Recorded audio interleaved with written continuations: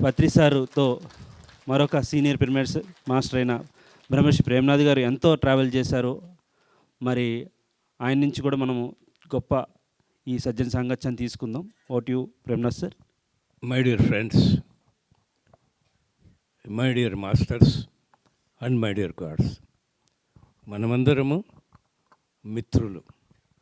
మిత్రులు అంటే మనం మాత్రమే కాదు, ఖనిజ సామ్రాజ్యం, వృక్ష సామ్రాజ్యం, జంతు సామ్రాజ్యం, మానవ సామ్రాజ్యం, దివ్య సామ్రాజ్యం, 5 సామ్రాజ్యాల కలయికే ఈ భూలోకము.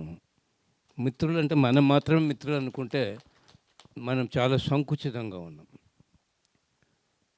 5 కలయిక ఫ్రెండ్స్. మై డియర్ మాస్టర్స్ అంటే టీచర్స్. సార్ చెప్పేవాడు, భూలోకం ఒక పాఠశాల, పైలోకాలు కాలేజీలు, యూనివర్సిటీలు, ఈ భూలోకం అనే పాఠశాల స్కూల్ టీచర్లే పిరమిడ్ మాస్టర్లు. మై డియర్ గాడ్స్, ప్రియమైన దేవతల్లారా, మనమందరం ధ్యానానికి ముందు మానవులు, ధ్యానం చేశాక దేవుళ్ళయ్యాం. ఈ మూడింటిని అద్భుతంగా చెప్పాడు పత్రి సార్. ఖనిజ సామ్రాజ్యం, వృక్ష సామ్రాజ్యం, జంతు సామ్రాజ్యం, ఈ 3 సామ్రాజ్యాలకు బుద్ధి లేదు, మనసు ఉంది.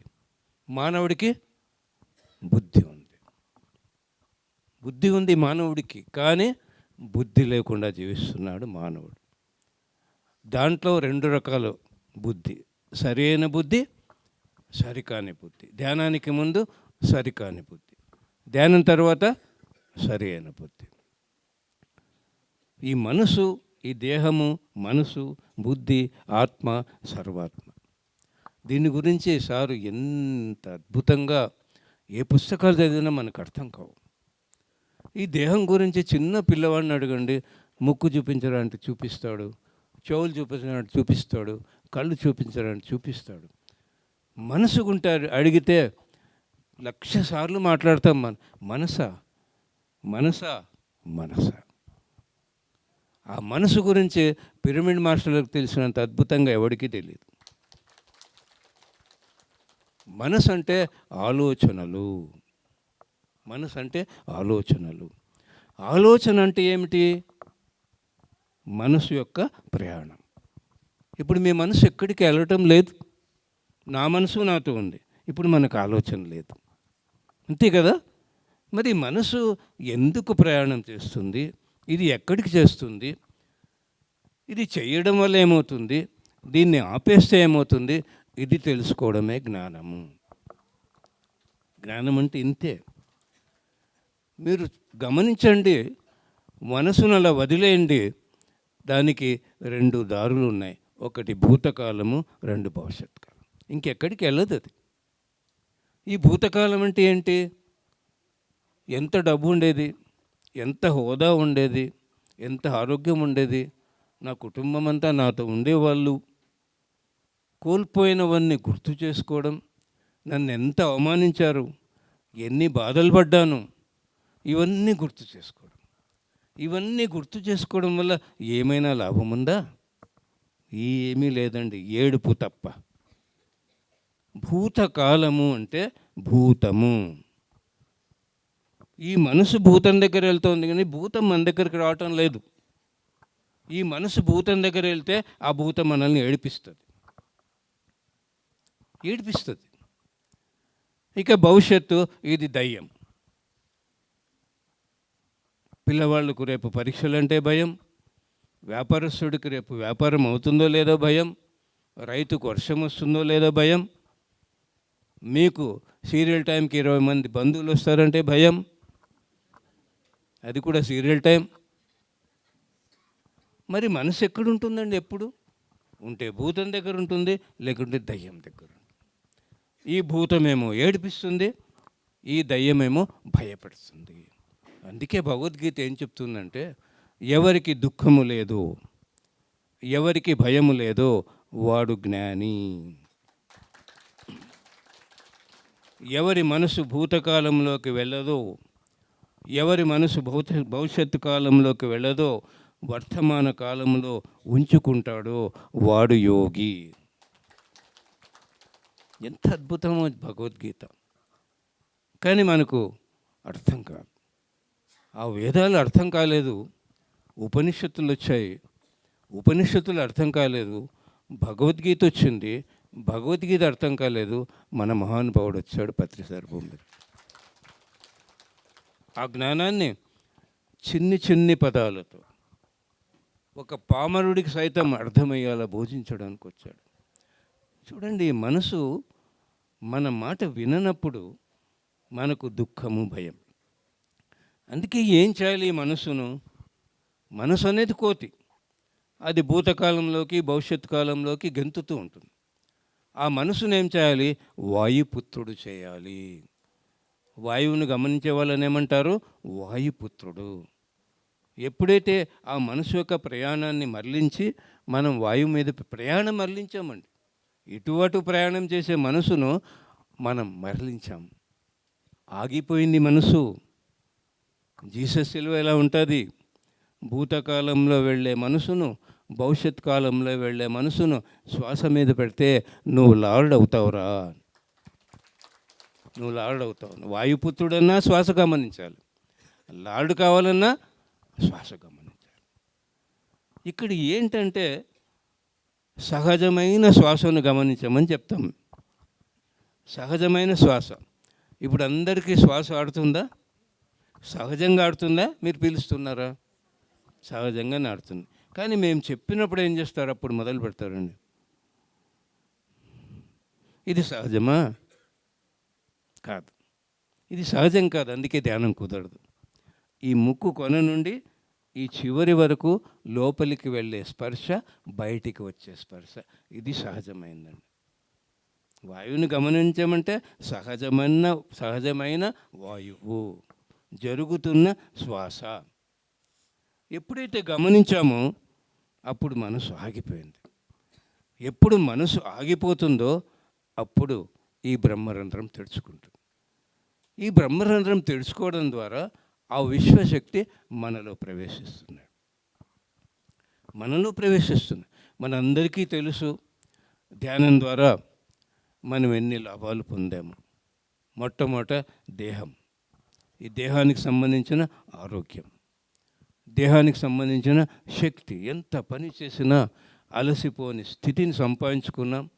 డాక్టర్లను, మందులను వదిలేసి ఆరోగ్యంగా జీవిస్తున్నాం మనం అందరం కూడా. రెండవది మానసిక శాంతి. మనసు ఆగిపోతే శాంతి.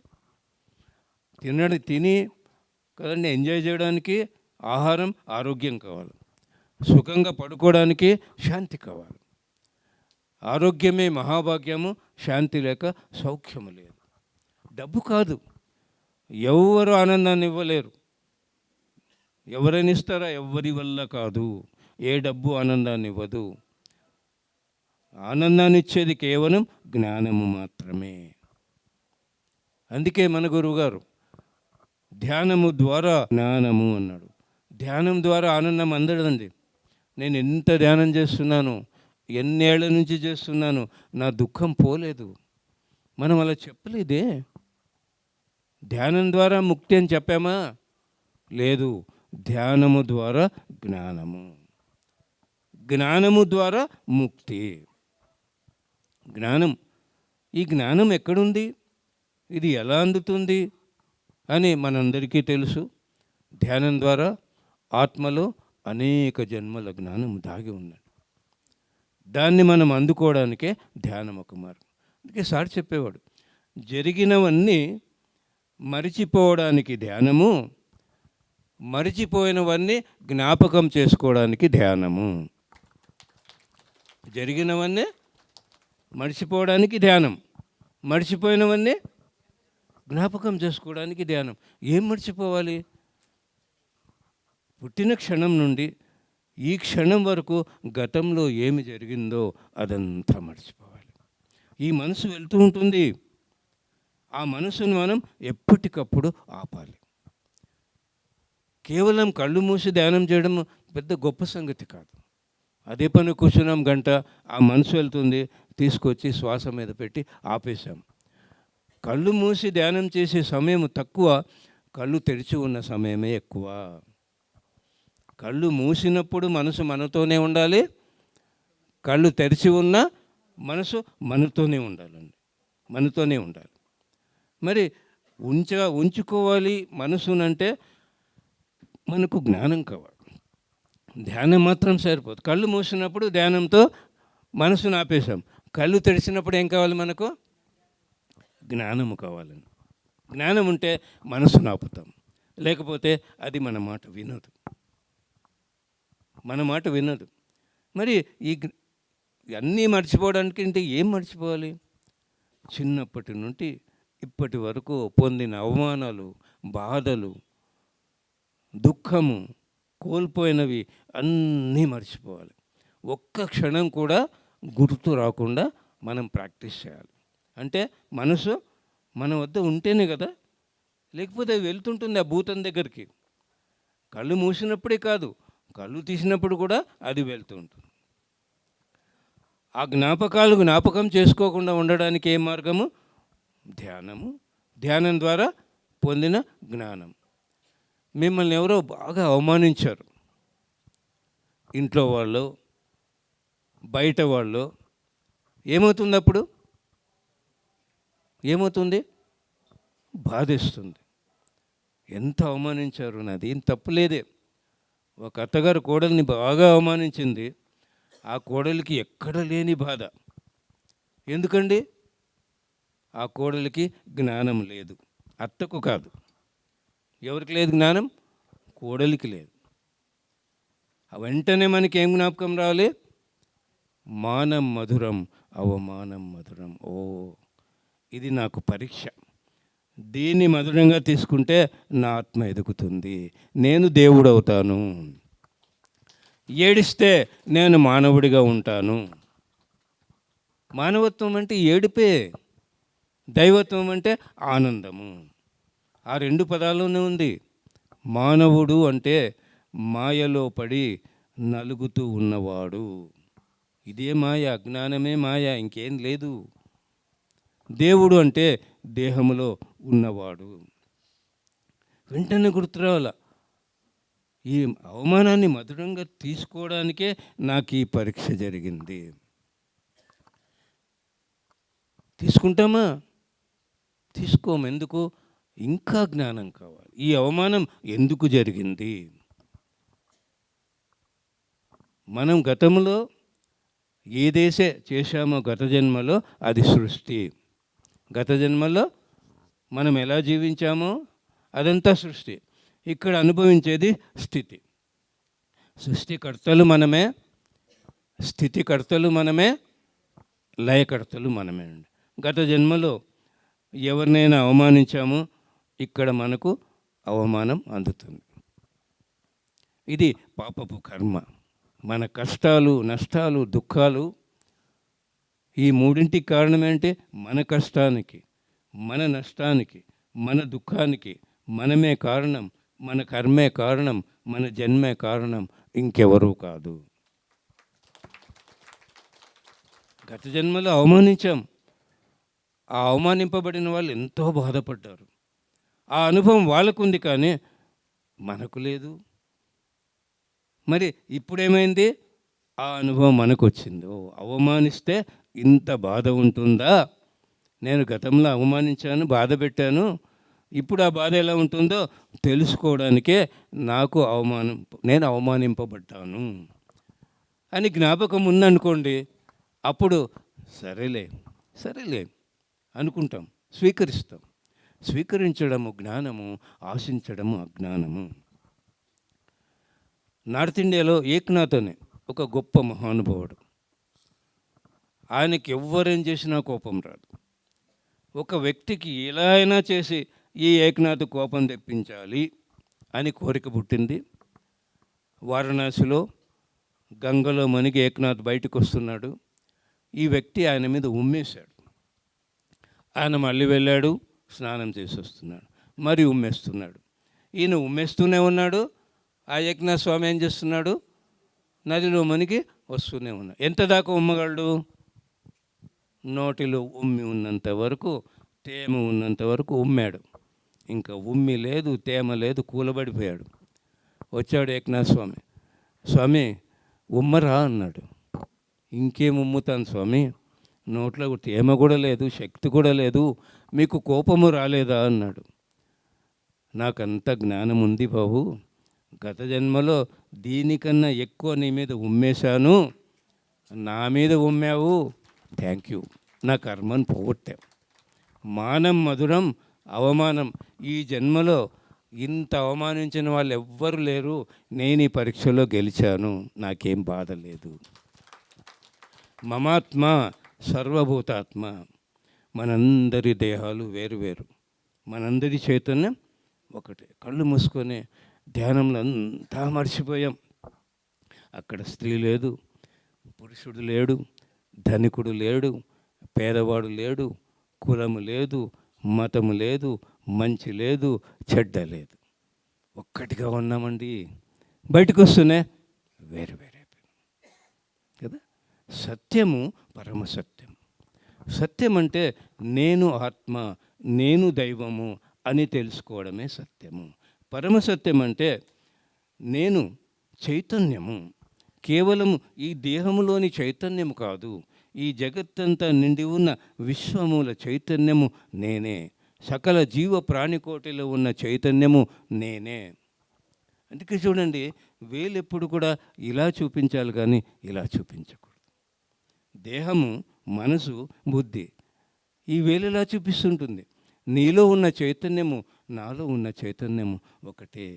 నీవు పరమాత్మే, నేను పరమాత్మే.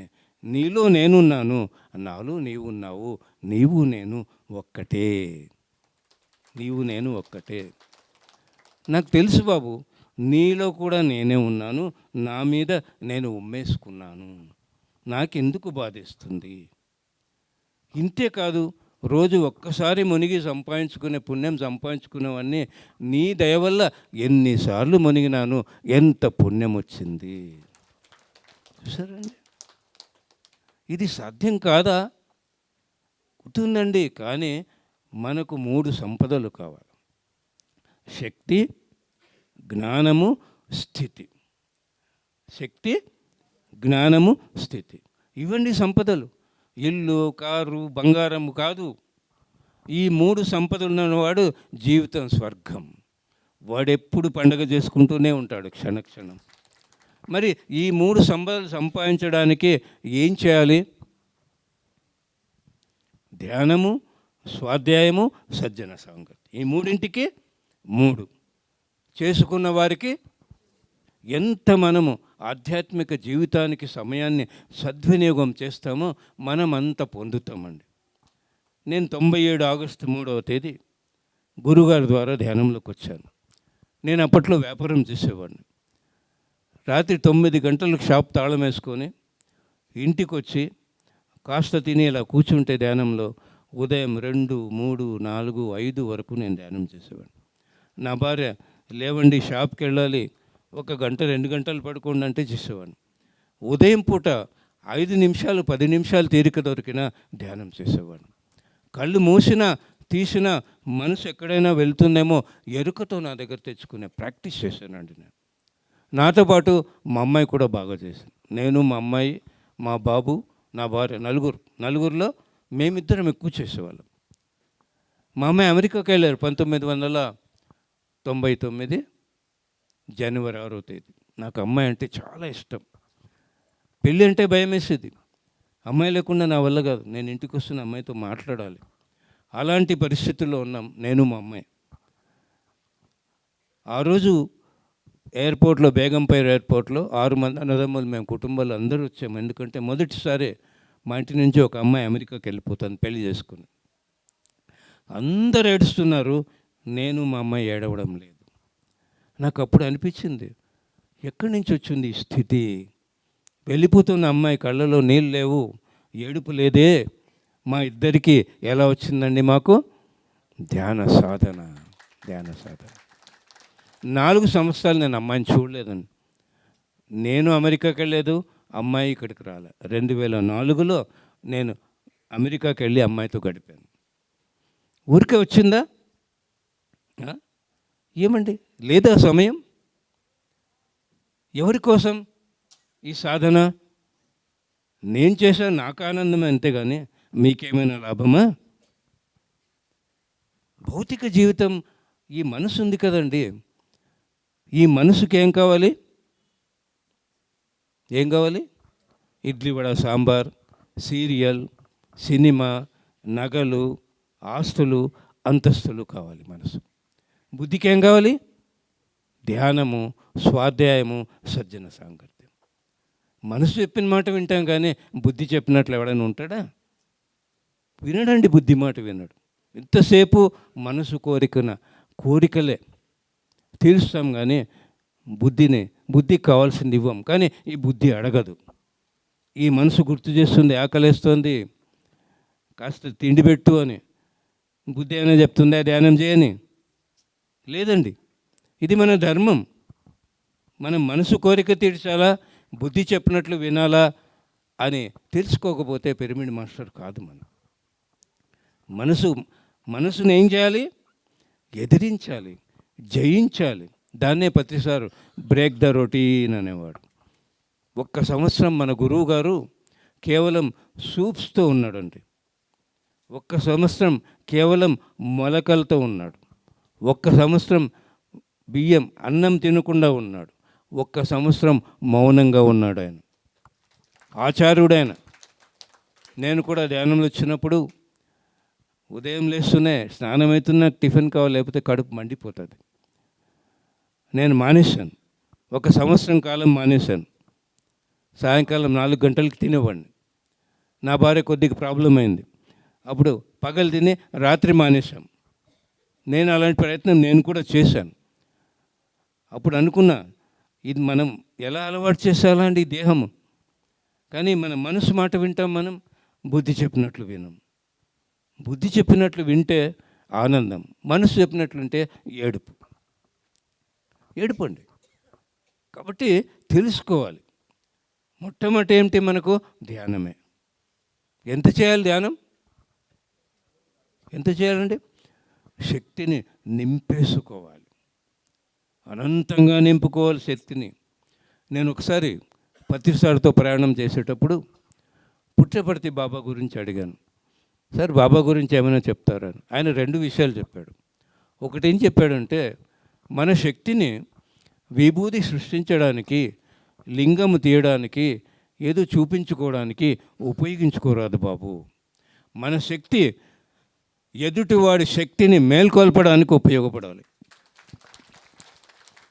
ఎంత గొప్పదండి శక్తి! మన మనసును ఆపేది కాక అది ఎదుటివాడి శక్తిని కూడా మేల్కొల్తుందంటే ఎంత అద్భుతం ఈ శక్తి.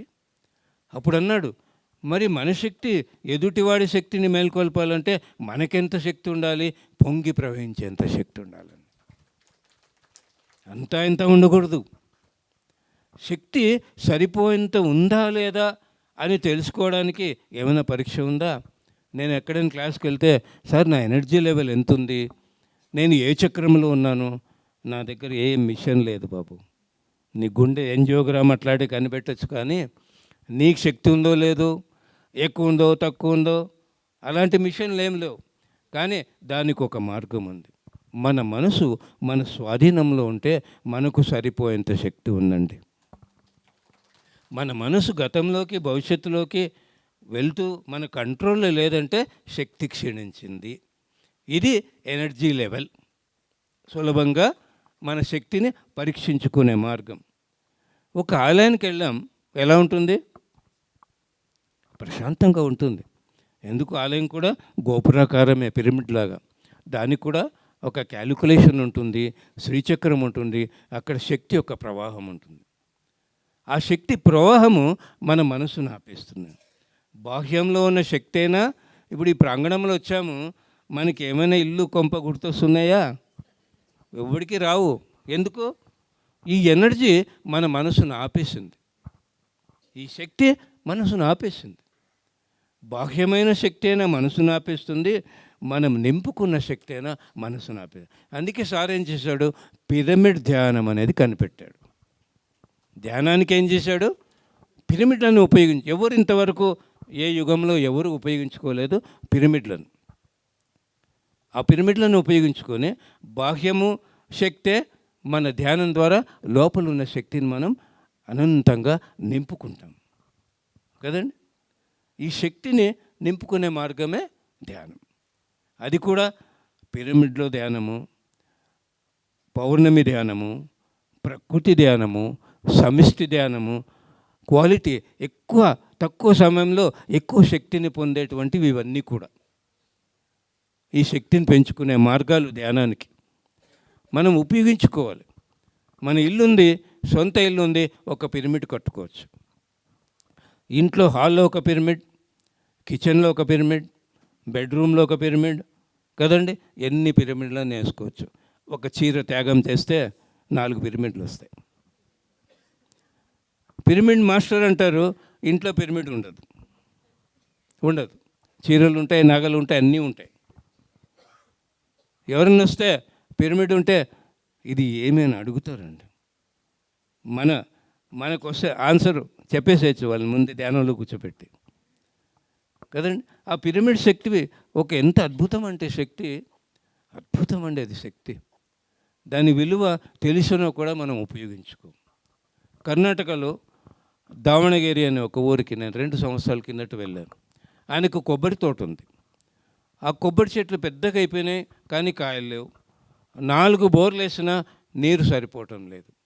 ఆయన 12x12 పిరమిడ్ కట్టించి, సివిల్ ఇంజనీర్ ఆయన, కట్టించి దాంట్లో ధ్యానం చేస్తూ వచ్చిన వాళ్ళందరికీ ధ్యానం నేర్పించాడు. కొబ్బరి చెట్ల నిండా కాయలండి, విపరీతమైన కాయలు. ఒక బోర్ ఓవర్ఫ్లో అయిపోతుంది, 3 బోర్లు మూసేశాడు. ఆ తోటంతా తిప్పాడు నన్ను ఆనందంగా. ఏమి శక్తి సార్ పిరమిడ్ శక్తి! ఒక చెట్టుకే అంత శక్తినిస్తే మనకెంత శక్తినిస్తుందండి. మనం ఖర్చు పెట్టలేమే. ఒక పుస్తకం కొనం, ఒక మ్యాగజైన్ కట్టం, ఒక పిరమిడ్ కొనం. ఏమండి డబ్బులు ఉండేది ఎందుకు?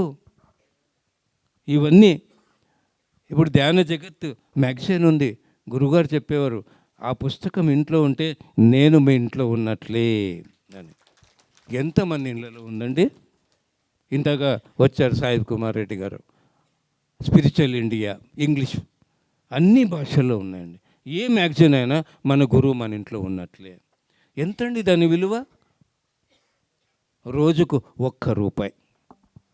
రోజుకు 1 రూపాయి అండి దానికి విలువ. అది కూడా మనం ఇంట్లో పెట్టుకోమే. ఎందుకండి డబ్బు? దాచుకోవడానికే? తీసుకెళ్తామా పైకి? లేదండి. ఎంత అవుతుంది పిరమిడ్? ఎంత తక్కువ అయిపోయినాయి వేళ. ఒకప్పుడు 2000 రూపాయలు ఉండేవి మేము మొదలు పెట్టినప్పుడు పిరమిడ్లు. ఇప్పుడు తగ్గిపోయినాయి. ఎన్ని రకాలు ఉన్నాయి, వేసుకోవచ్చు కదా. మరి మనం ఏం చేస్తున్నాం? ఉపయోగించుకోవడం లేదు ఆ పిరమిడ్ శక్తిని. మోనికా అనే ఒక అమ్మాయి, గేట్ కోచింగ్, బీటెక్ తర్వాత నేషనల్ లెవెల్ కోచింగ్ అండి. ఇంట్లో 2x2 పిరమిడ్ వేసుకుని ఆ పిరమిడ్ కిందే చదవడం, ఆ పిరమిడ్ కిందే ధ్యానం చేయడం, ఆ పిరమిడ్ కిందే పడుకోవడం. 12 రోజులు మౌనంగా ఉండి వెళ్ళి ఎగ్జామ్ రాసింది. 3rd నేషనల్ ర్యాంక్ వచ్చిందండి. ఆ పిరమిడ్స్ కింద పిల్లల్ని చదివించండి, చక్కని ఏకాగ్రత, ఆ జ్ఞాపక శక్తి, అర్థం చేసుకుని ఇంటెలిజెన్స్ పవర్ అన్నీ పెరిగిపోతాయండి. ఎక్స్పెరిమెంట్లు చేయాలి. నేను ఎన్ని ఎక్స్పెరిమెంట్లు చేశాను. నేను ఊరికే వినను, నేను చేసి చూశాను, చేయించి చూశాను. అద్భుతమైన ఫలితాలు వచ్చాయి. అద్భుతమైనది. సమిష్టి ధ్యానం ఎంత శక్తి వస్తుందండి ఈ గ్రూప్ మెడిటేషన్లో. 2012 మొదటి ధ్యానమా చక్రం జరిగినప్పుడు నేను ఒక మేడంని అడిగాను, మేడం ఈరోజు ఉదయం మీ అనుభవం ఏమిటి చెప్పండి మేడం అన్న. ఆ మేడం చెప్తోంది, సార్ స్టేజ్ మీద పత్రి సార్ కూర్చున్నాడు, సార్ ఎదురుగా మనం కూర్చున్నాం. సార్ వెనుక ఒక మహాసాగరం ఎలా అనంతంగా కనిపిస్తుందో యాస్ట్రల్ మాస్టర్స్ వెలుగుతో అలా ఉన్నారు సార్ అని. మనం కొన్ని వేల మంది, కోటాను కోట్ల యాస్ట్రల్ మాస్టర్స్ ఉంటారు. ఎంత ఎనర్జీ వస్తుందండి.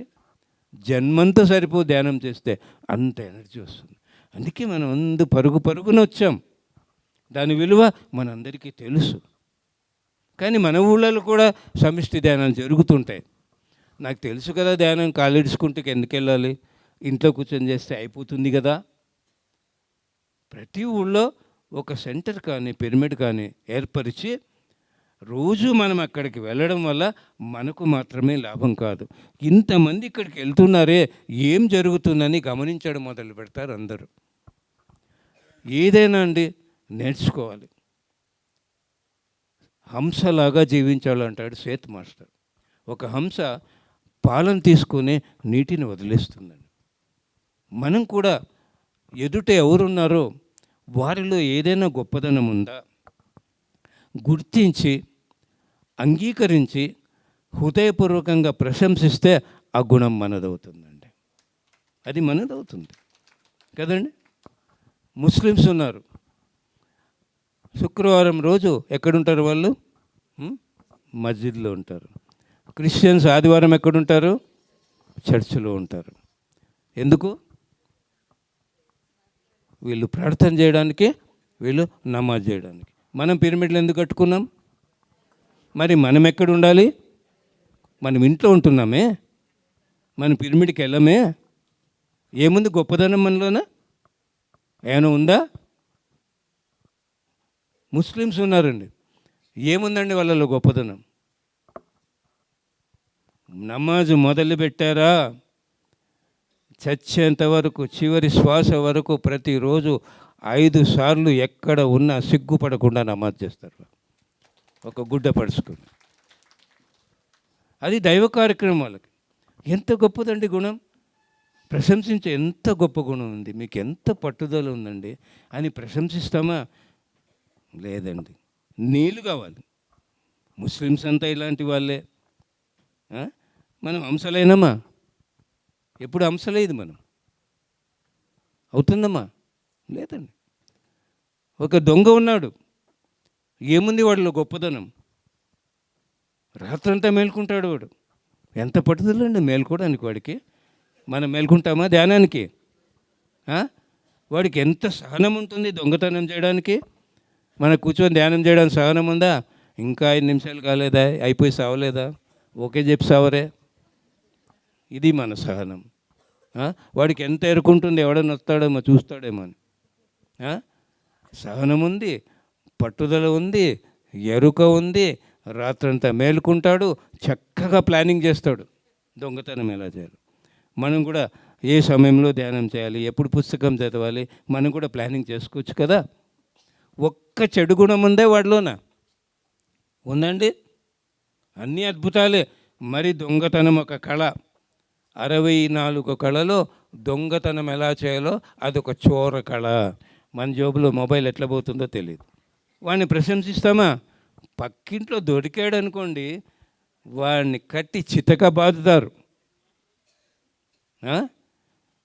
నిజంగా దొంగలనంతి కొట్టాలంటే ఎంతమంది ఉన్నారండి, లంచాలు తినే ఆఫీసర్లు, మినిస్టర్లు. మీకు ధైర్యం ఉంటే కొట్టండి చూద్దాం. ఈ ప్రాంగణంలో లంబాడీలంతా దొంగతనాలు చేస్తుంటే పతిసార్ దగ్గర ట్రస్ట్ మెంబర్లు వెళ్ళి, సార్ మనం పోలీస్ యాక్షన్ తీసుకుందామా అన్నారు. అప్పుడు సార్ ఏం చెప్పాడంటే, మీ ఇంట్లో టీవీ ఎక్కువ ఉందా తీసుకురా, చెప్పులు ఎక్కువ ఉన్నాయా, ఏం ఎక్స్ట్రా ఉన్నాయో అన్నీ తీసుకురా అని 4 లారీలు తెప్పించి లంబాడీలంతా పిలిపించి అందరికీ ఉచితంగా పంచిపెట్టాడు. అది మన గురువు. వాళ్ళకి లేవు, దొంగతనం చేశారు, నీ దగ్గర ఉంది ఇవ్వు. అదండి దైవత్వం. మనం ఎలా జీవిస్తున్నాం, ఏమైనా గమనిస్తున్నామా, ఏదైనా నేర్చుకుంటున్నామా?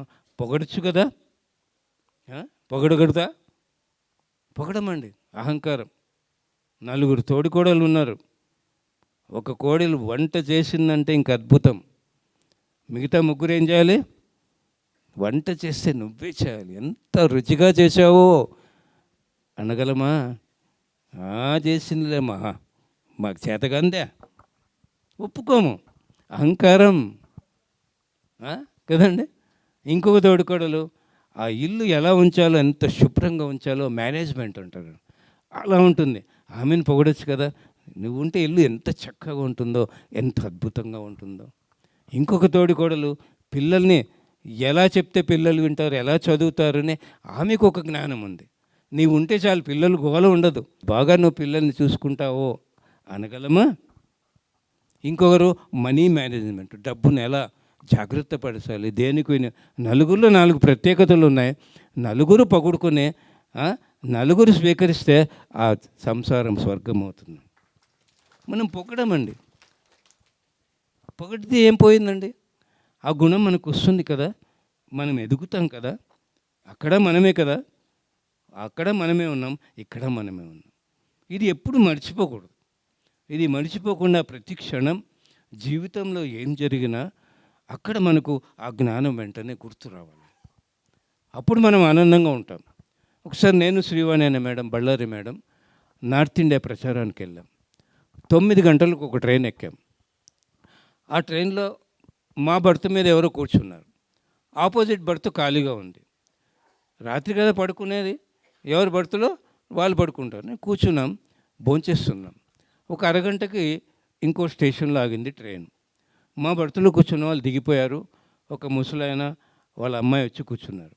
కూర్చొని మీరెందుకు మా బర్త్లో కూర్చున్నారు? కూర్చున్నారు, ఎందుకు తింటున్నారు అని ఇంకా గట్టిగా మాట్లాడడం మొదలుపెట్టి, సారీ క్షమించండి, మీ బర్త్లో మేము కూర్చోకూడదు. సారీ క్షమించండి, కూర్చున్నా తినకూడదు. సారీ క్షమించండి, ఏదైనా పడితే శుభ్రం చేస్తామంటే ఆయన కూల్ డౌన్ అయినాడు. 2011 విశాఖపట్నం ధ్యానమాచక్రంలో ప్రతిసారి ఏం చెప్పాడంటే, నిన్నెవరైనా తిట్టినా అవమానించినా కూల్ బేబీ కూల్. ఎవరన్నా వచ్చారా విశాఖపట్నంకి? ఆ రోజు అందరు అదే మాట్లాడుకున్నామండి, కూల్ బేబీ కూల్. ఎవరు? మనం కూల్ కావాలి, తిట్టినవాడు కాదు. మరి నీకు తిట్టాలనిపిస్తే తప్పకుండా తిట్టు, కానీ 24 గంటల తర్వాత వాడు ఉండాలి కదా మన కోసం. 3 సార్లు క్షమాపణ అడిగేటప్పటికి ఆయన కూల్ అయిపోయినాడు. నేను భోంచేసి చేయి కడుక్కొని వచ్చాను. సార్ మీరు ఏం చేస్తారు అంటే, నేను ధ్యానం చేస్తానండి, ధ్యానం నేర్పిస్తాను. ఏమి లాభం అన్నాడు. అనవసరంగా ఆవేశం రాదు అన్నాడు. నన్ను క్షమించండి సార్, సారీ సార్ అన్నాడు. ఆయన 3 సార్లు తిట్టినప్పుడు నేనేమనుకున్నా, అక్కడ నేనే ఉన్నాను కదా, నన్ను నేను తిట్టుకున్నానులే అనుకో. క్షమాపణ అడిగినప్పుడు ఏమనుకున్నా, అక్కడ నేనే కదా ఉన్నాను, నేను క్షమాపణ వేడుకున్నాను. ఈ ఒక్కటి గుర్తుంటే ఎలా ఉంటుందండి జీవితం? గొడవలు ఉంటాయా? ఇది సాధ్యమే, కానీ మనం ఎదగాలనుకోము, ఎక్కడ ఆగిపోయామో తెలుసుకోము కదా. మనం ఎక్కడికి వెళ్ళాలి? ఇక్కడికి. ఇది సహస్రారం. పిరమిడ్ మాస్టర్లు అందరము ఉంటే ఆజ్ఞలో ఉంటాం, లేకుంటే సహస్రాలలో ఉంటాం. ఇక్కడ మనం, ఇది విశుద్ధ.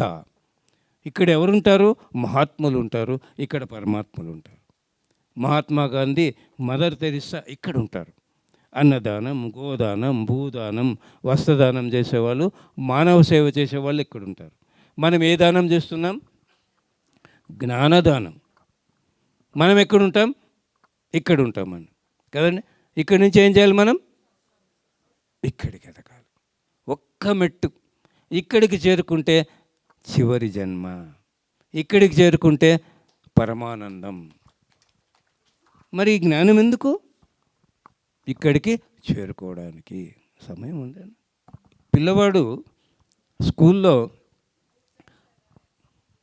ఒక సబ్జెక్ట్ ఫెయిల్ అయితే ముందు తరగతికి వెళ్ళగలడా? లేదు కదండి. అన్ని సబ్జెక్టులు పాస్ కావాలి. మనం కూడా ఇక్కడికి చేరుకోవడానికి ఏం చేయాలి? మనం సబ్జెక్టులు పాస్ కావాలి. ఏ సబ్జెక్టు ఫెయిల్ అయినా ఇక్కడి నుండి ఇక్కడికి మనం చేరుకోలేం. సీరియల్ ఈరోజు ఆగిపోతే మళ్ళీ రేపే కదా. ఈరోజు ఆగిపోయిన సీరియల్ ఈరోజే చూస్తామా? మళ్ళీ రేపు కదా. మళ్ళీ ఇప్పుడు సీరియల్ ఆగిపోయింది, మరి ఇంకోసారి మనం కలుస్తాం కదా ఇక్కడ, అప్పుడు చెప్పుకుందామా? పర్లేదా? ఆ సబ్జెక్ట్ చెప్పుకుందామా? జననం మధురం మరణం మధురం. మొట్టమొదటి ఏమిటి? జననం మధురం, మధురం. జన్మించిన పండుగే, మరణించిన పండుగే. మనందరికీ తెలుసు మరణము లేదు. శరీరానికి మరణం ఉంది, ఆత్మకు మరణం లేదు.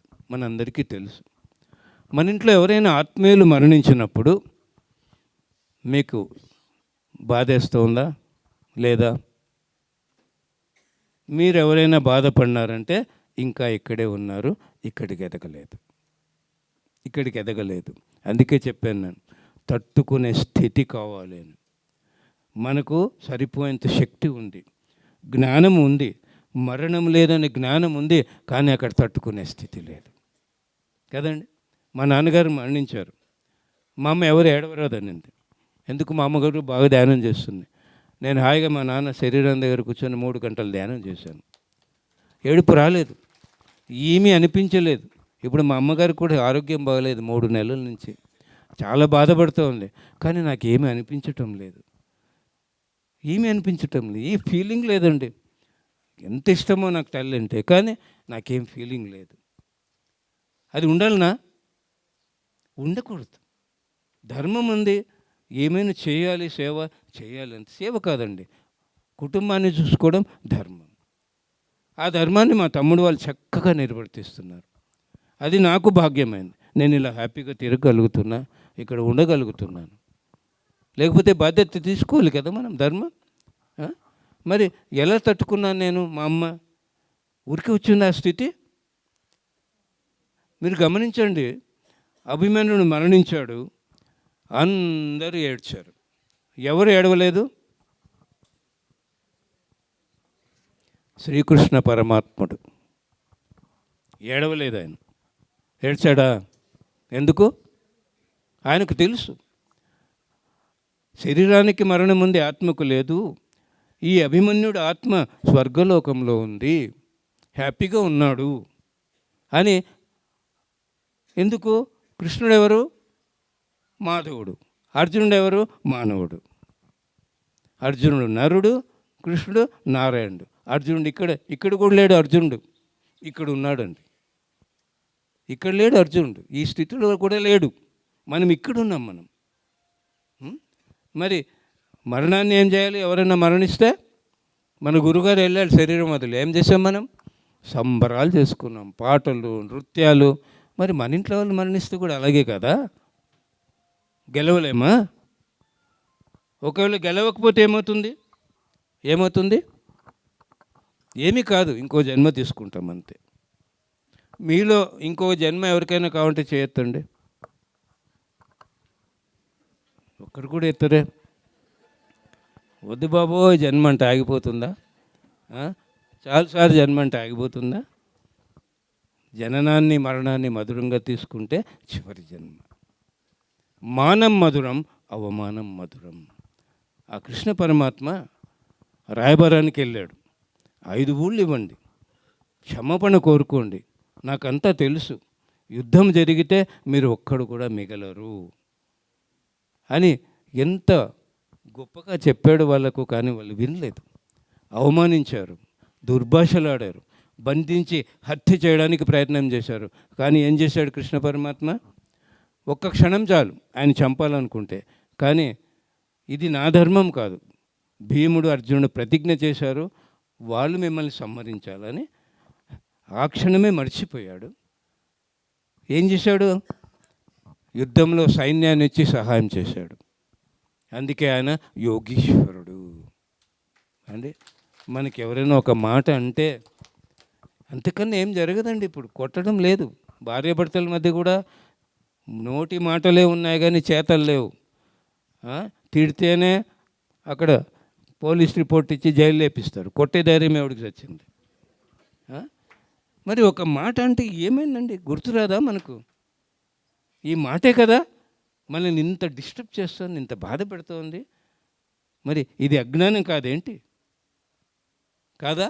ఎంతన్నా అనుకో, స్వీకరించవచ్చు కదా. కలిమి మధురం, లేమి మధురం. డబ్బు ఉన్న మధురమే, డబ్బంతా పోయినా మధురమే. ఆ శ్రీరామ భగవానుడు ఉదయం యువరాజు కావాలి, అయ్యాడా? ఏమైంది? వనవాసం వెళ్ళాల్సి వచ్చింది. 14 ఏళ్ళండి రాజవైభోగం అనుభవించే ఆ శ్రీరామ భగవానుడు, సీతామాత, లక్ష్మణుడు. మనం 3 రోజులు ట్రెక్కింగ్ పోవాలంటే బ్యాగ్ నిండా స్వెట్టర్లు, జర్కిన్లు ఏమైనా దొరుకుతుందో లేదో ప్యాక్ చేసుకొని వెళ్తాం. వాళ్ళు 14 సంవత్సరాలు ట్రెక్కింగ్ కట్టుబట్టలతో వెళ్ళారు. ఏడుస్తూ వెళ్ళారా? మహాజ్ఞానులు వాళ్ళు. ఏడవలేదండి, బాధ లేదు వాళ్ళకి. అడవులకి వెళ్ళారు. అడవులకి వెళ్ళడానికి కారణం ఎవరు? ఎవరు కాదా? కైకేయి కాదు.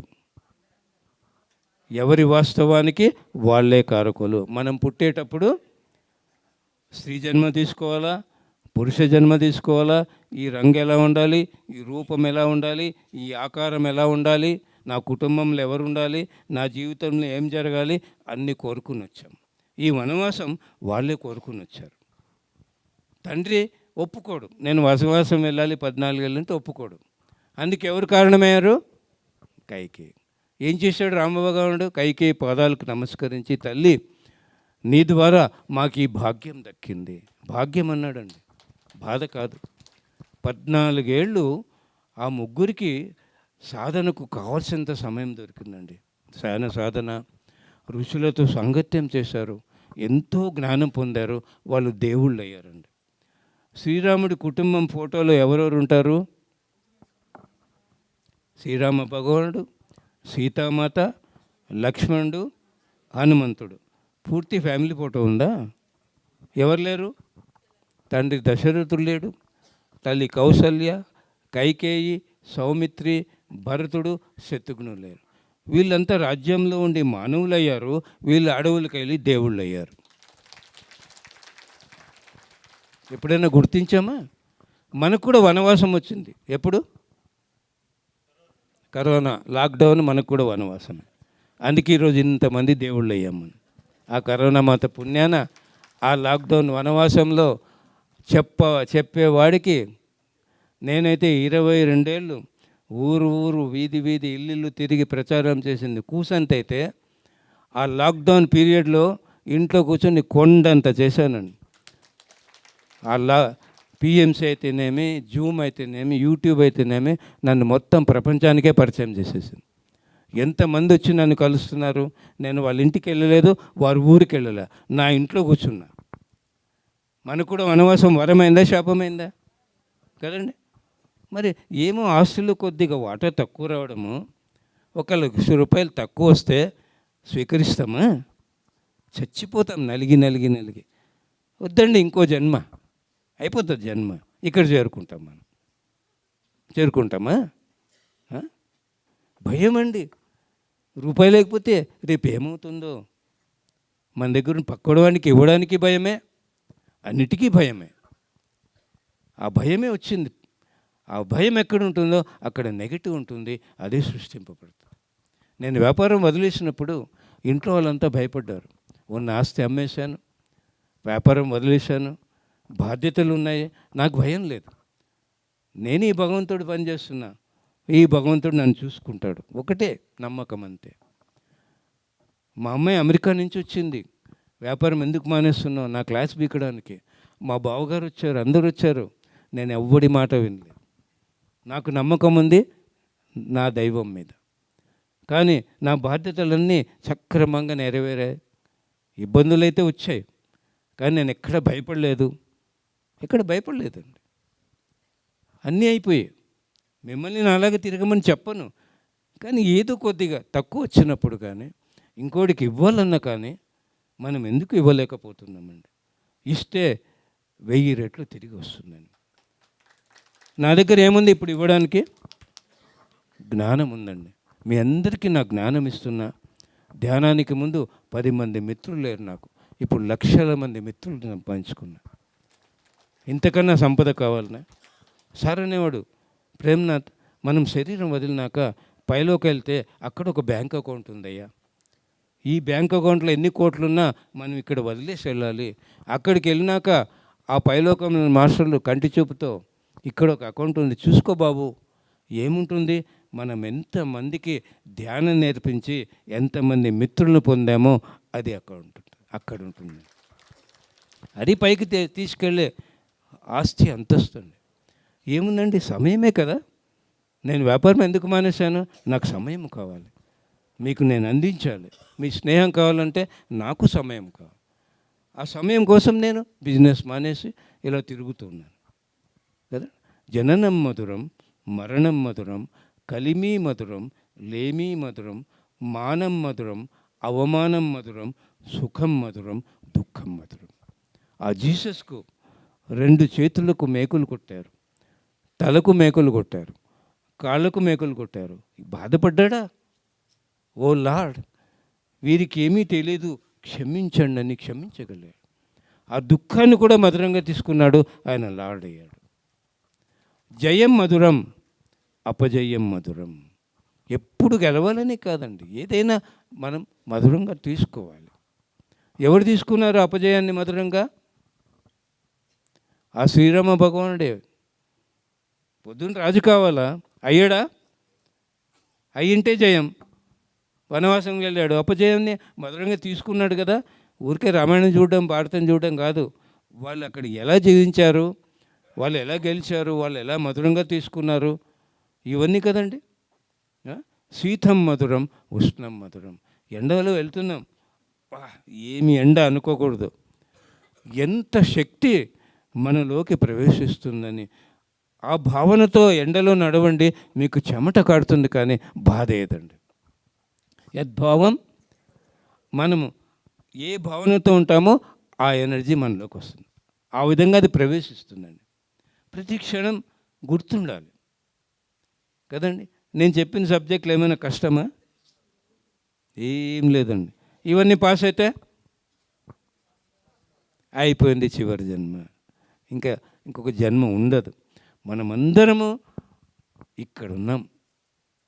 ఇక్కడ చేరుకోవాలంటే ఏం కావాలి? ఏం కావాలండి? పట్టుదల కావాలి. ఏం కావాలి? పట్టుదల. ఏ పట్టు పట్టాలి? వేమన పట్టు. ఏ పట్టు? వేమన పట్టు. ఏం చెప్పాడు వేమన? పట్టు పట్టగా రాదు, పట్టు పట్టెనేని బిగియ పట్టు పట్టవలే, పట్టి విడుట కంటే పడి చచ్చుట మేలోయ, పడి చచ్చుట మేలోయ, పడి చచ్చుట మేలు. ఆ హైదరాబాద్ సికింద్రాబాద్ మధ్యలో ఒక చెరువు ఉంటుంది, దాన్ని ట్యాంక్ బండ్ అంటారు, హుస్సేన్ సాగర్ అంటారు. ఎందుకు పెట్టారు?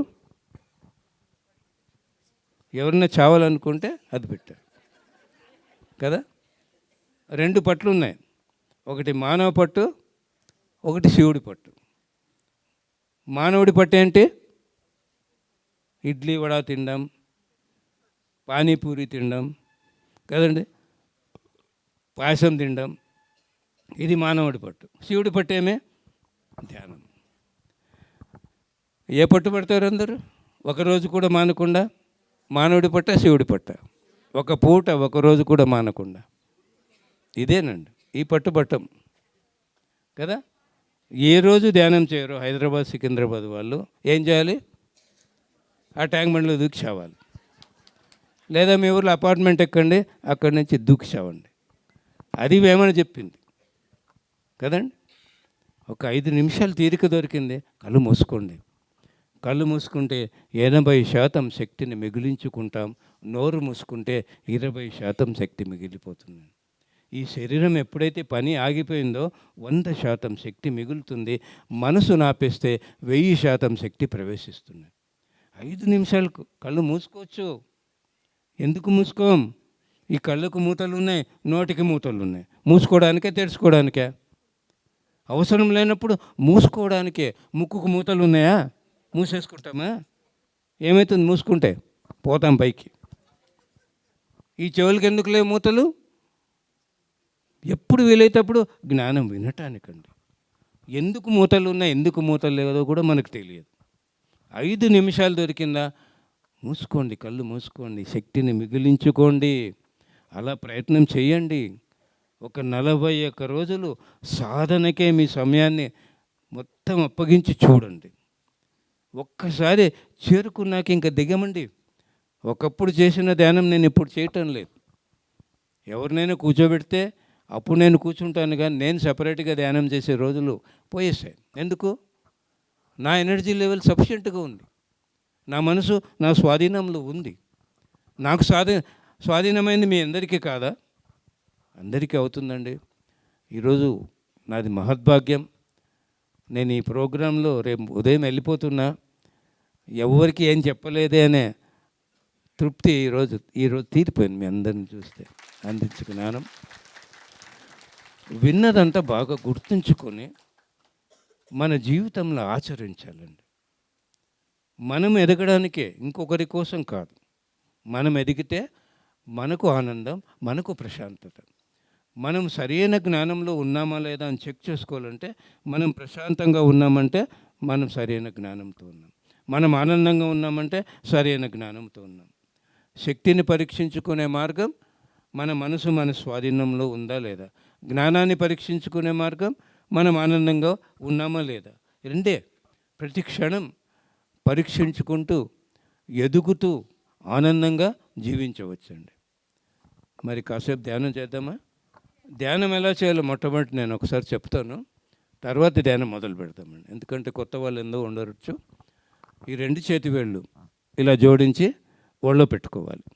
కింద 2 పాదాలు ఒక పాదం మీద ఒక పాదం పెట్టుకోవాలి, క్రాస్ చేసుకోవాలి. ఈ కళ్ళు మూసుకోవడం ఒక బంధనము, ఈ చేతి వేళ్ళు జోడించుకోవడం ఒక బంధనము, కింద పాదం మీద పాదం పెట్టుకోవడం ఒక బంధనం. మన మనసు ఆగిపోయినప్పుడు ఇక్కడ నుంచి విశ్వశక్తి లోపల ప్రవేశిస్తుంది. ఈ కళ్ళు మూసుకోవడం ద్వారా 80% శక్తిని మనం కాపాడుకుంటామండి. కళ్ళు తెరిస్తే 80% శక్తి వెళ్ళిపోదు. ఈ చేతులు విడదీస్తే 10%, కాళ్ళు విడదీస్తే 10%. అందుకే ధ్యానం చేసేటప్పుడు మనది స్థిర సుఖ ఆసనం అండి. ఏ ఆసనం? స్థిరం అంటే ఏమిటి? మనసు కదలకుండా, మనసు భూతకాలంలోకి వెళ్ళకూడదు, భవిష్యత్ కాలంలో వెళ్ళకూడదు, అది స్థిరంగా ఉండాలి. ఆసనం సుఖంగా ఉండాలి. నిటారుగా కూర్చోకండి, మీకు ఎలా సుఖంగా ఉంటుందో అలా కూర్చోండి. బాగా వరుక్కుని కూర్చోండి. మీరు ధ్యానం చేసేటప్పుడు కాళ్ళు బాగా తిమ్మిర్లెక్కాయి, నొప్పులు వచ్చాయి, పాదాలు మార్చుకోండి, ముందుకు వెనక్కు జరుపుకోండి. మీకు ఏదైనా ఇరిటేషన్ అయింది, చేతులు విడదీసి సర్దుకోండి, కానీ కళ్ళు తెరవద్దండి. ఆసనం సుఖంగా ఉండాలి. ఎలా అయినా ఇప్పుడు ధ్యానం చేస్తున్నాం, ఇక్కడి వరకు శక్తి నిండిపోయింది, అప్పుడు తల వాలిపోతుందండి. ఇలా వాలిపోతుంది, ఇలా వాలిపోతుంది, ఇలా వాలిపోతుంది. ఒక పువ్వు వాలిపోదు, కాయ వాలిపోతుంది. అలాగే ఆ వాలిపోనే దాన్ని ఆపేయండి. దాని గురించి భయపడకండి, ఏమో జరుగుతుందని, అరే నేను ధ్యానం చేస్తున్నానా లేదా, నా శరీరం మీద తల వాలిపోయింది అని అనుకోకండి. మీకు ఏమైనా సరిగ్గా ఇలా అలా అనుకుంటే అనుకోండి, లేకుంటే అదే కాస్త సమయమైనాక మరి యథార్థ ప్రకారం వస్తుంది. ఇక్కడి నుండి ఇక్కడి వరకు ఎనర్జీ నిండితే శరీరం కూడా వాలిపోతుందండి. ఇవన్నీ కొత్త వాళ్ళకి తెలియవు, అందుకే నేను చెప్తున్నా. కాబట్టి శరీరం ఎలా కదిలినా దాని గురించి పట్టించుకో. కొందరికి ఇలా ఇలా ఊగుతూ ఉంటుందండి, కొందరికి ఇలా తిరుగుతూ ఉంటుంది. ఇవన్నీ జరుగుతుంటాయి. అరే స్థిరంగా కూర్చోమన్నారే, కదులుతుందే అని అనుకోకండి. సుఖమైన ఆసనం. ఈ కళ్ళు మూసాక కొందరికి కళ్ళు మూసిన వెంటనే ఏం జరుగుతుందంటే, ఇక్కడ ఒక స్పర్శ, ఇక్కడ ఒక స్పర్శ, కాళ్ళు తిమ్మిర్లు ఎక్కుతాయి, దేహం తేలికవుతుంది, తల భారం అవుతుంది, దేహం భారం అవుతుంది, లోపల ఏదో గిర్రున తిరిగినట్లు అనిపిస్తుంది, వేడి పుడుతుంది, చల్లగా అవుతుంది, ఏదో ఎలక్ట్రిక్ షాక్ కొట్టినట్లు ఉంటుంది, జర్క్ వస్తుంది, దేహంలో ఎక్కడ లేని నొప్పులన్నీ వస్తాయండి, చచ్చిపోయేంత నొప్పులు వస్తాయి. ఇదంతా ఏమిటి? కాయోపాసన. మందులు తీసుకుంటే అనారోగ్యం లోపలికి వెళ్ళి మీకు తాత్కాలిక ఉపశమనం దొరుకుతుంది. ధ్యానం చేస్తే వ్యాధులు శాశ్వతంగా బయటికి వెళ్ళి మీకు శాశ్వత ఆరోగ్యం దొరుకుతుంది. ఓర్చుకోవాలి, అక్కడ కళ్ళు తెరవకూడదు, ఓర్చుకోండి నొప్పులు వచ్చినప్పుడు. ఇది కాయోపాసన. అక్కడ కళ్ళు మూసిన వెంటనే ఇవన్నీ జరుగుతున్నాయి, మీకు ఆలోచన లేదు, అప్పుడు శ్వాస గమనించకూడదు. ఇంకా కొందరికి ఏమవుతుంది, ఎక్కడ లేని ఏడుపు, భయము, ఆవేశము అన్నీ పొంగుకొని వస్తుంటాయి. ఇది చిత్తోపాసన. మనసు శుద్ధమవుతుంది. అక్కడ దేహ శుద్ధము, ఇక్కడ మనసు శుద్ధము. ఇక కొందరికి కళ్ళు మూసాక చీకటి, వెలుతురు, రంగులు, దృశ్యాలు అలా కనిపిస్తూ ఉంటాయండి. చీకటి కూడా ఒక నలుపు రంగే. ఈ కళ్ళు మూసాక ఏం కనిపించకూడదు. ఇవన్నీ ఎలా కనిపిస్తున్నాయి? మూడవ నేత్రం తెరుచుకుందండి. ఈ కళ్ళతో చూస్తే పసన, ఈ మూడవ నేత్రంతో విశేషంగా చూస్తే విపసన. కాయోపాసన, చిత్తోపాసన, విపసన. ఇక్కడ బాగా గమనించండి. మీ శరీరంలో మార్పులు జరిగేటప్పుడు మీకు ఈ ఆలోచన లేకుంటే అలా వాటిని గమనించండి సాక్షిభూతంగా. ఎందుకు జరుగుతున్నాయని ప్రశ్న వేయకండి, భయపడకండి. ఏడుపు, భయం అన్నీ వస్తున్నాయి, వాటిని రానివ్వండి. మీకు కనిపిస్తుందే, కనిపించేది గమనించండి. ఎప్పుడు శ్వాస గమనించాలి? కేవలము ఆలోచన వచ్చినప్పుడు అండి. కేవలం ఆలోచన వచ్చినప్పుడు. ఏ శ్వాస? సహజంగా జరుగుతున్న శ్వాస. ఈ ముక్కు కొన నుండి ఈ చివరి వరకు లోపలికి వెళ్ళే స్పర్శ, ఇక్కడ నుండి బయటకు వచ్చే స్పర్శ అండి. అర్థం కాకపోతే ఈ వేలిలో పెట్టుకున్నాం అనుకోండి, చేతులు కలుపుకునే, ఊపిరి బయటకు వచ్చినప్పుడు వెచ్చగా అవుతుంది, ఊపిరి లోపలికి వెళ్ళినప్పుడు చల్లగా అవుతుంది. ఆ స్పర్శను గమనిస్తే కూడా మీకు శ్వాస ఎలా ఆడేది అర్థమైంది. చాలా సింపుల్. అర్థమైందా? ఎప్పుడు శ్వాస గమనించాలి? కేవలము ఆలోచన వచ్చినప్పుడు. ఏ మంత్రము జపించకూడదు, ఏ రూపము తలుచుకోకూడదు. రెండు చేతి వేలు కలుపుకోండి, ఒళ్ళో పెట్టుకోండి, కింద రెండు పాదాలు క్రాస్ చేసుకోండి, కళ్ళు మూసేసుకోండి. ఇక ఎవరు కళ్ళు తెరవకండి. ఈ దేహాన్ని మరచిపోదాం, జీవితాన్ని మరచిపోదాం, కుటుంబాన్ని మరచిపోదాం, మనల్ని మనం మరచిపోదాం, మన ఆత్మతో మనం కలిసి ఉందాం. దేహ భావనతో ధ్యానం చేయకూడదు. మనము దేహము కాదు, మనము చైతన్యము. కేవలము ఈ దేహములోని చైతన్యము కాదు మనం. ఈ జగత్తంతా నిండి ఉన్న సృష్టికి మూలమైన విశ్వమూల చైతన్యమే మనము. చీకటి కనిపిస్తే చీకటిని గమనించండి. ఆ చీకటిలోని కదలికలు గమనించండి. చిన్న వెలుగు, ప్రకాశవంతమైన వెలుగు, రంగులు, చుక్కలు, గీతలు, సూర్యుడు, చంద్రుడు, నక్షత్రాలు, జ్యోతి స్వరూపము.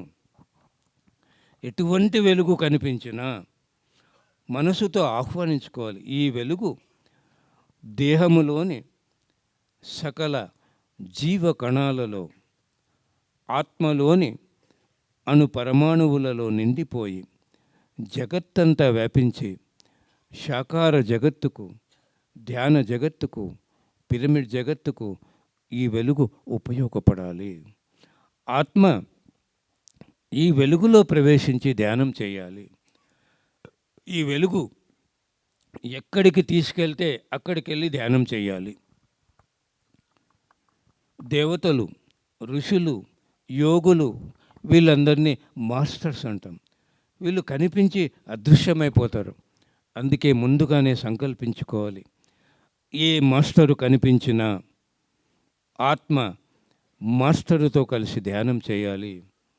మాస్టర్ చైతన్యం, ఈ ఆత్మ చైతన్యం శాశ్వతంగా ఒక్కటైపోవాలి అనుకుని మనసుతోనే మీతో జీవించి ఉంటే ఆ జన్మ చూపించమంటే జన్మ చూపిస్తారు. మనం ఏ లోకం నుండి వచ్చామో ఆ లోకానికి తీసుకెళ్ళమంటే ఆ లోకానికి తీసుకెళ్తారు. మన గత జన్మ చూపించమంటే గత జన్మ చూపిస్తారు. మనం ఏం ప్రశ్న వేసినా దానికి సమాధానం ఇస్తారు. మనసుతోనే ప్రశ్న, మనసుతోనే సమాధానం, మనసుతోనే సంకల్పం. కేవలము ఆలోచన వచ్చినప్పుడే సహజమైన శ్వాస మీద ధ్యాస. ముక్కు చివరి నుండి ముక్కు కొన వరకు లోపలికి బయటికి వచ్చే స్పర్శను గమనించాలి. ఏ మంత్రము జపించకూడదు, ఏ రూపము తలుచుకోకూడదు. కనిపిస్తే కనిపించేది గమనించండి. ఆలోచన లేకుంటే అలా ఉండిపోండి. ఆలోచన వచ్చినప్పుడు శ్వాస మీద ధ్యాస.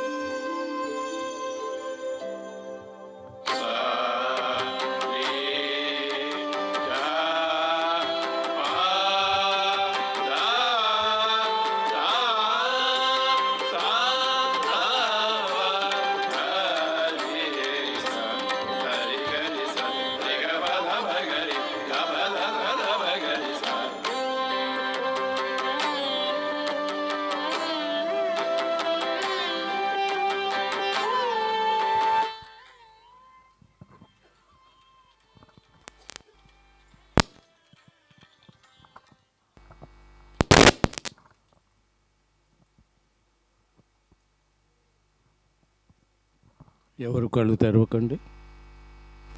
అంతా మర్చిపోదాం. మనం ఆత్మస్వరూపులం. మానవ శరీరాలు కాదు మనమంతా పరమాత్మ స్వరూపులం. ఆ భావనతోనే ఉందాం. నోటిలోని మౌనమ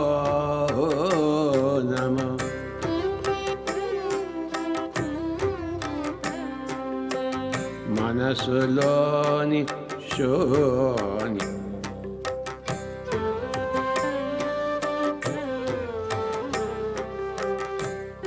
నోటిలోని మౌనమ మనసులోని శూన్య దాని పేరు ధ్యానము ధ్యానము ధ్యానము నోటిలోని మౌనము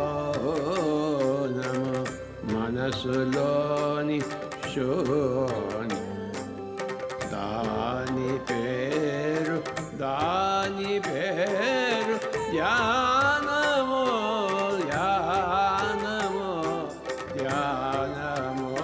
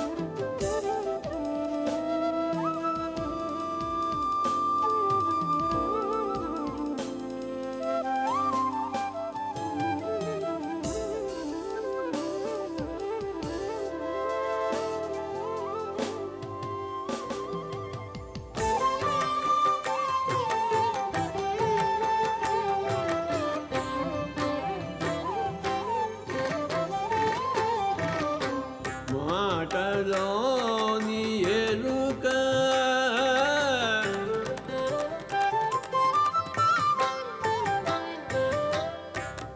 మాటలోని సత్యము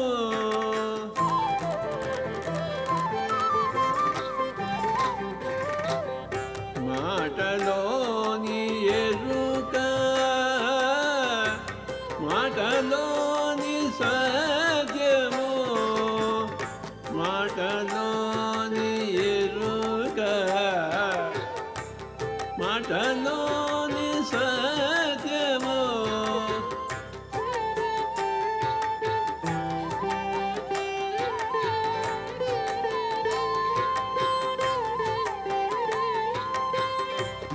మాటలోని ఎరుక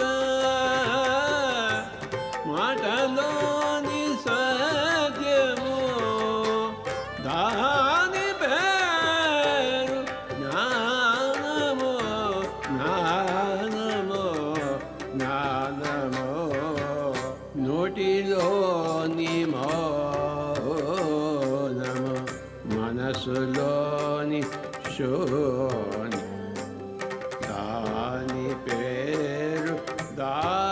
పేరు ధ్యానము ధ్యానము ధ్యానము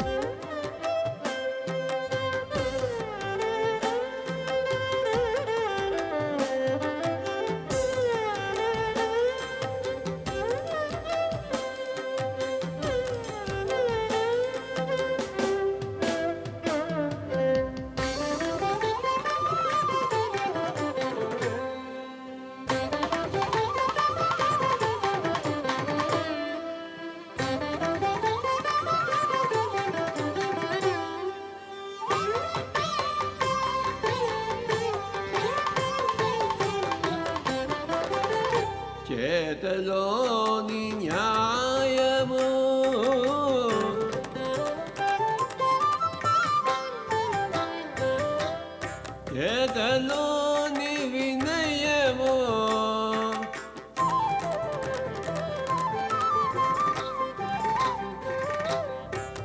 చేతలోని న్యాయము చేతలోని వినయము చేతలోని న్యాయము చేతలోని వినయము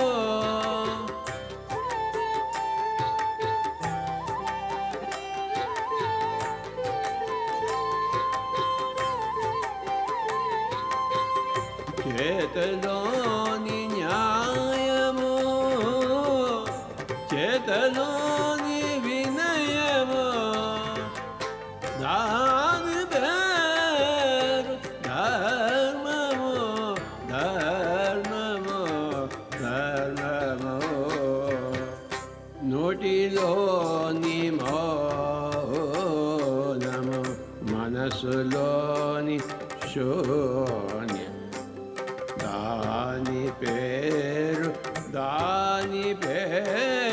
ధ్యానము ధ్యానము ధ్యానము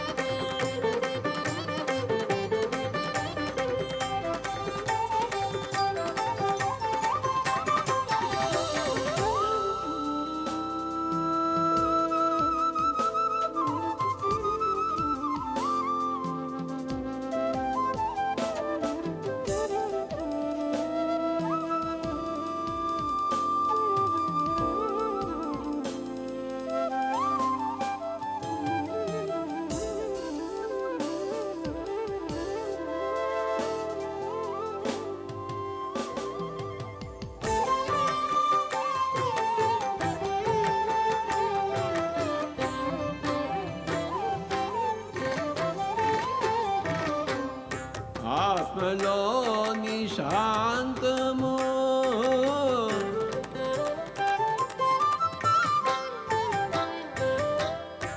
ఆత్మలోని అభయము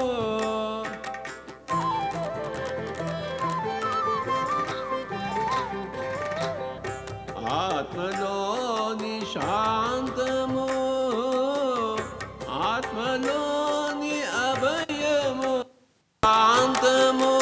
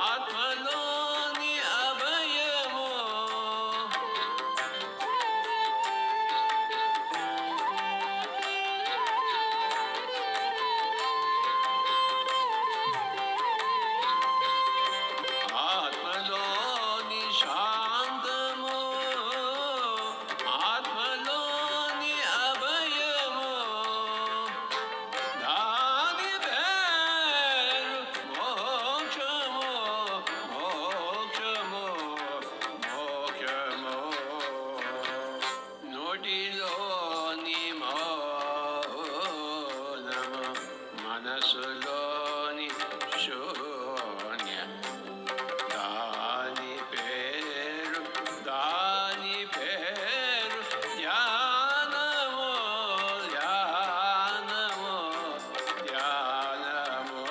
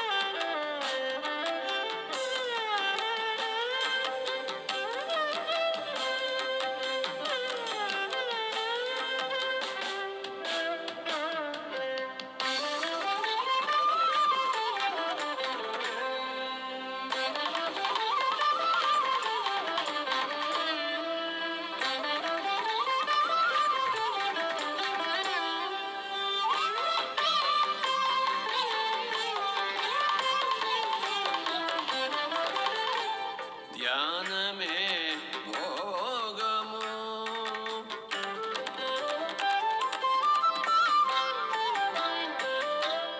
జ్ఞానమే వైభోగము.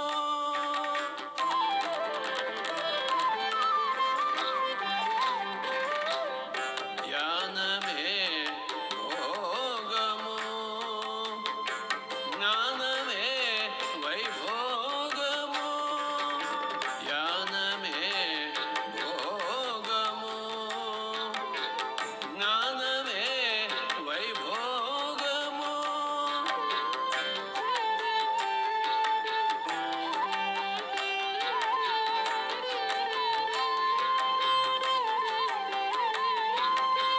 ధ్యానమే భోగము జ్ఞానమే వైభోగము.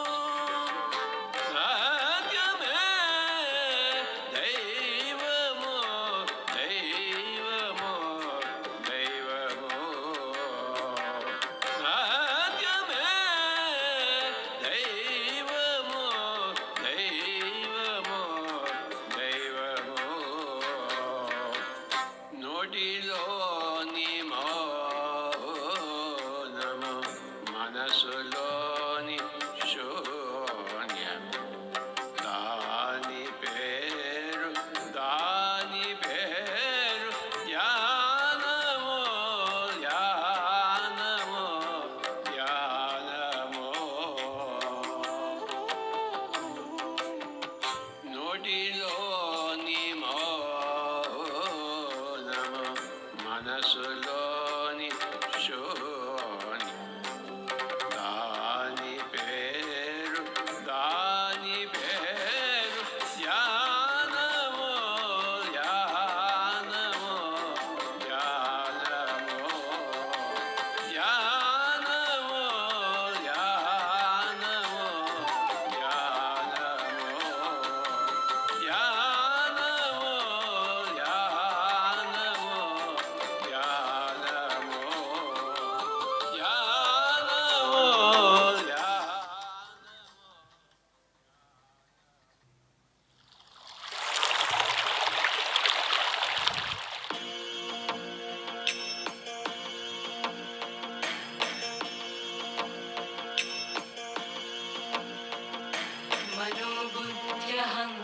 मनोबुद्ध्यहङ्कारचित्तानि नाहं न च श्रोत्रजिह्वे न च घ्राणनेत्रे न च व्योमभूमिर्न तेजो न वायु चिदानन्दरूप शिवोऽहं शिवोऽहं चिदानन्दरूप शिवोऽहं शिवोऽहम्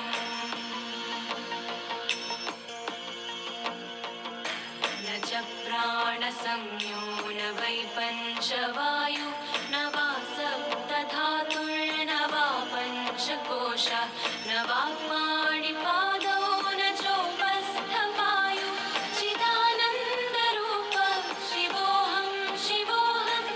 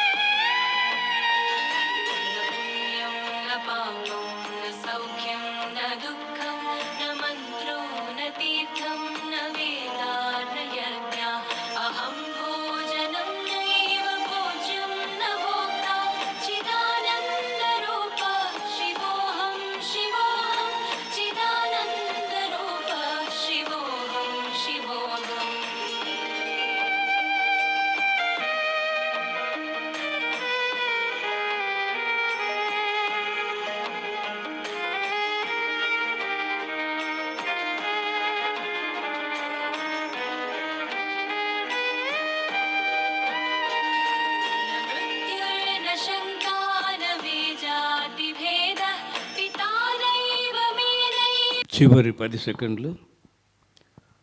10, 9, 8, 7, 6, 5, 4, 3, 2, 1, 0. రెండు చేతులు మెల్లిగా రెండు కళ్ళ మీద పెట్టుకోండి. చివరి 5 సెకండ్లు. 5, 4, 3, 2, 1, 0. చేతులు చూస్తూ మెల్లిగా కళ్ళు తెరవండి. ఒక్కసారి ధ్యానానికి గురుగారి గట్టిగా చెప్పట్లు.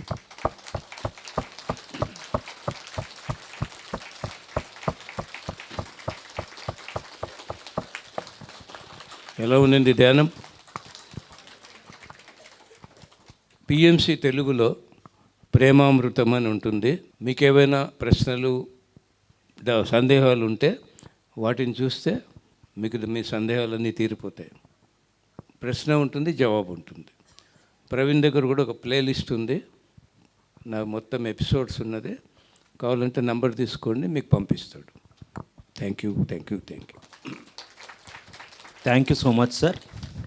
మరి ప్రేమ్నాథ్ గారు మాకు 10 ఏళ్ళుగా తెలుసు. చాలా అద్భుతమైన మాస్టర్లో మనం పిరమిడ్ మాస్టర్లు అందరూ అద్భుతమే, అందులో ఏమీ డౌట్ లేదు. బట్ ఏంటంటే అందరితోని ట్రావెల్ చేయాలి. చాలా అద్భుతంగా మాకు ఒక అనుభవం చెప్తారు సారు. పత్రి సార్ ప్రేమ్నాథ్ గారిని ఒకసారి రాఘవరావు క్లాస్కి వెళ్ళి రావయ్యా అని అన్నారట. అంతసేపు నేను సార్ చాలా అది మాకంటే మనం ఎవరి క్లాస్ అయినా వినడానికి వెళ్ళాలి. చాలా క్లియర్గా చెప్పారు ఆ రోజు. మాకు అంత ఆనందం అనిపిస్తుందో.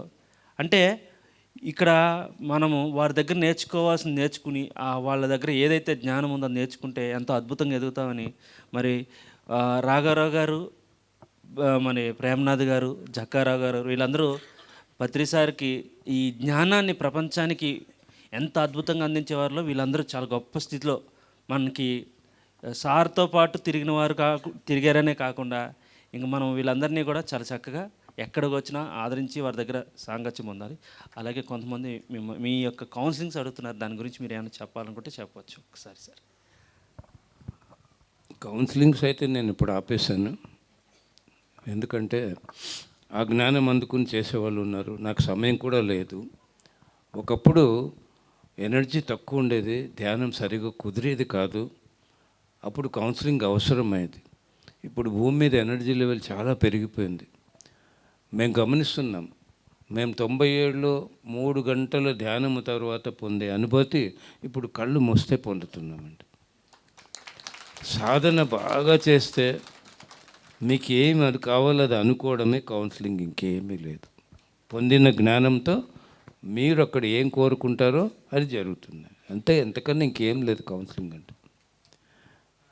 ఎనర్జీ బాగా పెంచుకోవాలి, పొందిన జ్ఞానంతో జీవించాలి, దాని ద్వారా ముక్తి కలుగుతుంది. Thank you.